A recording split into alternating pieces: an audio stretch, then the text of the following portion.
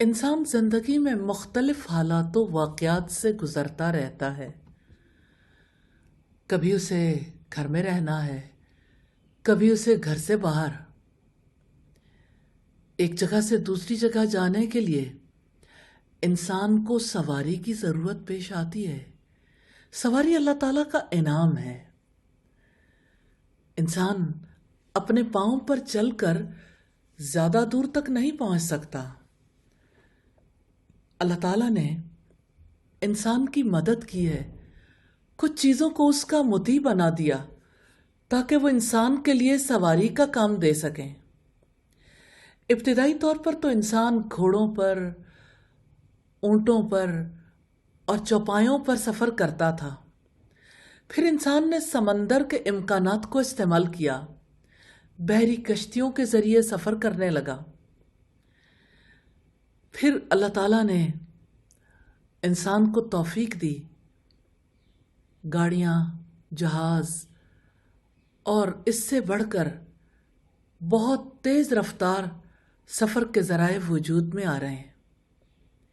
گھوڑے سے لے کر جہاز تک سب سواریاں اللہ تعالیٰ کی نعمتیں ہیں۔ اللہ تعالیٰ کی تسخیر کی وجہ سے ہمارے لیے یہ ممکن ہوا کہ ہم ان کو استعمال میں لا سکیں۔ یہ سواریاں اللہ تعالیٰ کا انعام ہے۔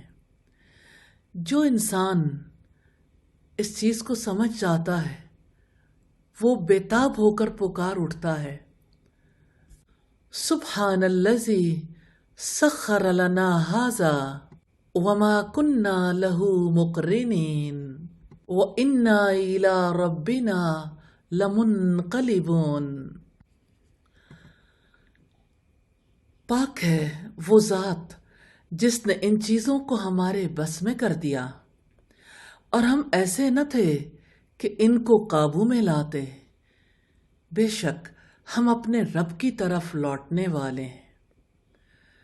سواری پر بیٹھتے ہوئے اور سواری سے اترتے ہوئے اپنے رب کو یاد کرنا، اس سے ان ٹچ رہنا، یہ ہے اللہ تعالیٰ سے محبت کرنے والے کا طرز عمل۔ یا اللہ، تو نے ہمیں سواریوں جیسی نعمتیں عطا کیں، الحمدللہ۔